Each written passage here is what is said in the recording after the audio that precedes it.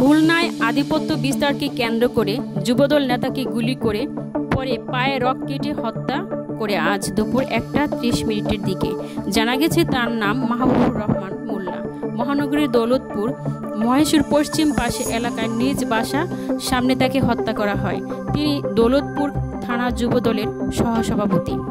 গত 18 ফেব্রুয়ারি খুলনা প্রকৌশল ও প্রযুক্তি বিশ্ববিদ্যালয়ে ছাত্র রাজনীতির পক্ষে বিপক্ষে আন্দোলন চলছিল। তখন বহিরাগত যুবদল ছাত্রদল বিএনপি ছাত্রদের সাথে মারামারিতে লিপ্ত হয়।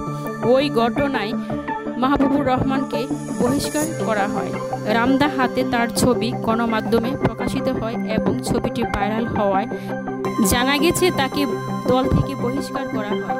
সে বহিষ্কার অবস্থায় ছিল। মব এখন হাতের হয়ে গেছে।